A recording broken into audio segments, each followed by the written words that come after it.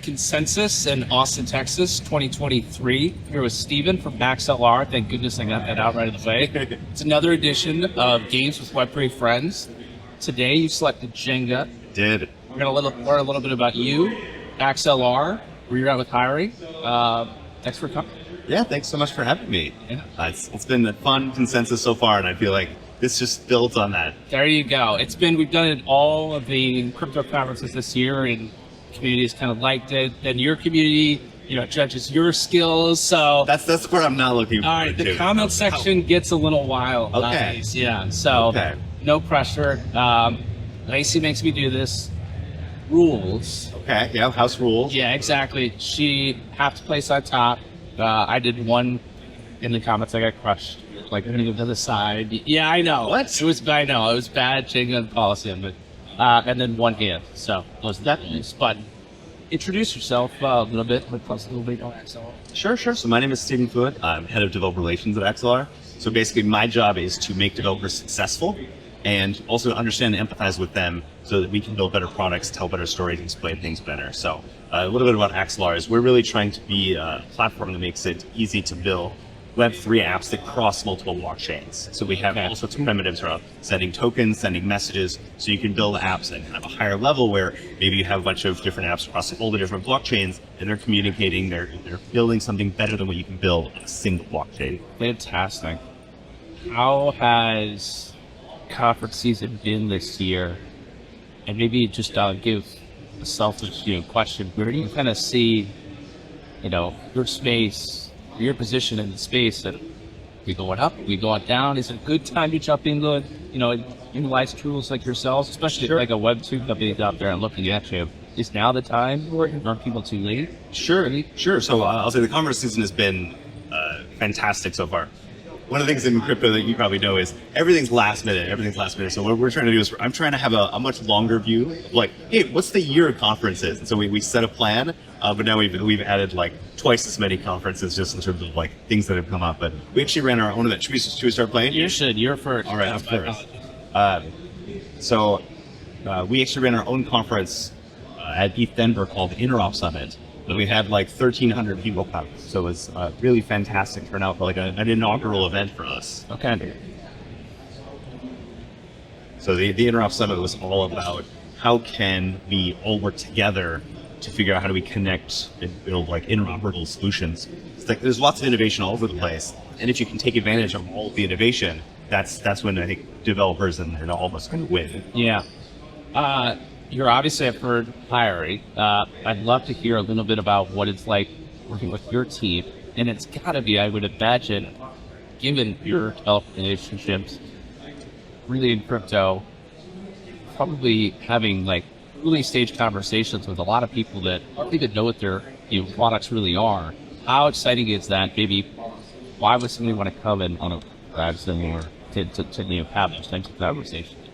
Sure. So the main reason that I came to Axelar, and I think that's a good reason for anyone to kind of think about Cardias, is we're really trying to create a better type of application. So a lot of people that get pulled into crypto, they pulled in by their blockchain. Right? I love this blockchain, I love that blockchain, and they kind of end up being siloed there and subject to all the trade-offs of that blockchain. But to me, if you can empower people to take advantage of the differences between the different blockchains, that's kind of the magic. So I feel like we're at a very impactful space where basically like we're trying to build this kind of new interchain way of doing things. Sure. And I mean that's part of I love. It's like, how do I build tools that empower the entire ecosystem and make ecosystem like usher in the next generation of the ecosystem? Yeah. I feel like you've played Jenga before. It's gonna be you have too, I can tell.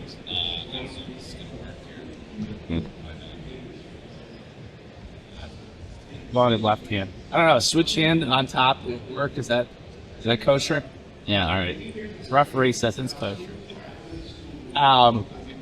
What's the state of your team? Is the company, maybe what's, do you have all different types of roles, or is it a lot? I'm super interested because it seems like you're like one of those foundational partners. Absolutely. You have to talk to it. Really, almost even potentially the lifestyle company that they work with you guys for some of your. I'm a CTO myself, so I'm totally interested in diving in.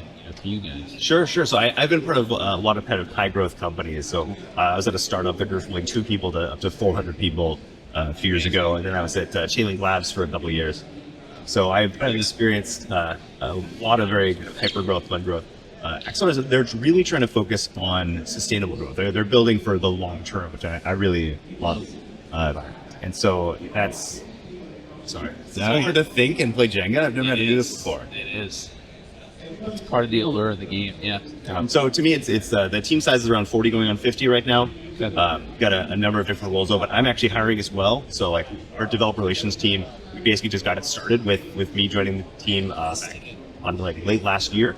And so myself personally, I'm hiring developer advocates, which are folks that are, I think of them as kind of the jack of all trades, where they can write a blog post, they can present at a conference, they can come and play Jenga with you, all those sorts of important skills. Yeah. And then that's not good. That's not good. What have we done here? We put a house of nerds up for sure. And then we're also hiring developer documentation technical writers. So folks that can like take our actual documentation, like docs.axelar.dev, and make them better for developers. Stealing my heart. There's nothing as good as good documentation. For all the Axelar community that's listening today, Metaintro, with a professional resume wallet for Web3, primarily what we know, of course, our Discord, which has about 20,000 members in it, and it's all Web3 jobs posted. So we'd love to feature some of these developer relation roles on our community. We have a newsletter that's pretty active as well. What's like the first thing you should look for in a candidate that's going to make them stand out? Sure. So I mean, I can't say the first thing, but I can say the 3 ways that I think about it. So I tend to look at candidates based on 3 things. So number 1, do you have empathy for developers? Like, were you an engineer at some point in your career? Have you built things? Have you worked with engineers before? Is it like, do you actually, when someone talks about code or the challenges in building code, do you get those challenges? Yeah. Second is, do you have developer relations skill set, like, or technical writing skill sets? Like, do you have that role-based knowledge of like, have you done this before? Is it just gonna be easy if you just hop in and do it? And then the third one is blockchain knowledge. Where like, do you actually, like, have you written Solidity before? Have you seen Solidity before? Do you understand this crazy ecosystem that we have and the nuances, the differences with it? And then, so of those 3 things, I say the candidate has to have 1.5 of those. I like it. So, because not everyone has blockchain experience, and we want to kind of welcome those people in. Not everyone has done developer relations. Maybe you've been an engineer, and you're like, hey, I've been kind of doing community, I've cared about community for a long time. How do I get and expand that part of my role? Absolutely. So 1.5 of those 3. You know, I appreciate that because you're not going to find everything at every certificate, and everybody has their strengths and weaknesses. So it's good to, recognize that. Because some hiring managers, unrealistic expectations. That it doesn't allow the best candidates to find. Sure. And the other way that kind of manifests is like helping to find the best candidate is I tend to design these roles very open-ended, which is like someone asks in an interview, like, what does my first week look like? Or what does my first month look like? It's actually hard for me to say until I meet the candidate and I figure out what they're good at. Because I once tried to write a list of all the artifacts and deliverables a developer advocate can produce, and it was like 100 things long, right? Because it really does span the gamut from like writing code samples, working with marquee partners, just going. I had a developer advocate who all she did all day, every day was travel to conferences and speak.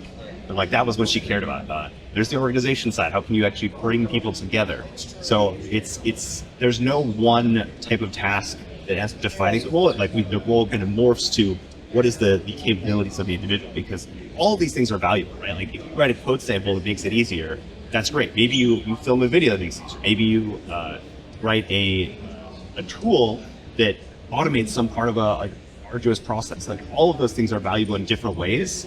And so it really, like the way that I tend to think about it and do like project planning is, how does it align to our overall metrics? Like, is it going to push the North Star forward? Yep. How does it align to your skills, and how does it align to your passion? Because maybe there's some piece of crypto that you want to get into. Like, hey, I'm really excited about Move or something like that. How can we benefit you and figure out, like, let's give you the space to learn those things and then apply that to making the ecosystem better? For the community that's listening, I think I've done this in all times. Even if XLR is not the role for you, these are the types of things you want to hear from a hiring manager, of somebody that is maybe not designing a custom role, but like leaving things open-ended. Again, people are going to have specific skill sets. Getting started, even, it's just it's always an interesting time. and it makes or breaks our business sometimes. It's first, 3 months, first 90 days. It's one of my favorite questions. What does success look like for you, involved in 90 days for what I'm doing? Yeah. This has me feeling absolutely terrified right now. It's a pretty good game. We've definitely had a pretty good game. This one is going to be interesting. Maybe I'll try this time. Could you tell me a little bit about maybe an exciting product that you guys have either in the works that you're excited about or that you're just released that maybe our community like what learn about? Because that's dirty. Let's see. This table, this cloth is not letting the pieces go. No. One of the products that we recently shipped on testnet and it's forthcoming on mainnet is our interchain token standard. So basically, because we have this ability to send messages across different blockchains and connect things, one of the things that we've done is we've made it easy to take any ERC20 and deploy it to a bunch of different chains. So you have an ERC20 on Polygon. You can basically load that up in our interface and now get a version of that on Avalanche and is this Ethereum mainnet and like all these different blockchains, and then we give you the methods that like move it and bridge it back and forth. Okay, so you're basically building your own bridge. Yeah, bridges suck, and they're hard. So you're basically not as hard as this, but okay. I'm gonna try for this one. Slow and steady. Like this is gonna be like a 2-hour, interview. We're just gonna be deep. Reframe the camera. Exactly. Yeah.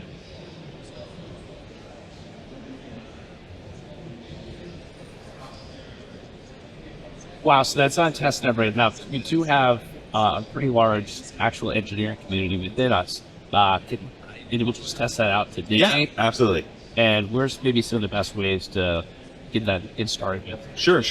Basically, to get started with anything within Axelar, I would send you to our docs. So docs.axelar.dev, where you can learn all about like the simple APIs for sending messages between blockchains, which is kind of the thing that I find most exciting. Is like, hey, how can I build an app where like I can move the compute to wherever I need it to be, all the way to like sending tokens, so sending your own ERC20s, things like that.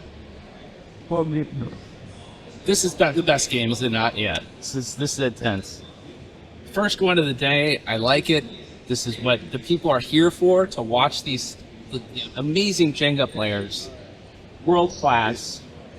I don't even know. Do you drink caffeine? I'm curious. I have my coffee right there. Yeah. Okay. Why did you just like chug a espresso? No, I drink caffeine once every like 3-4 months, like when I need to do like an all-nighter. Okay. So. Very nice. That was a very good game.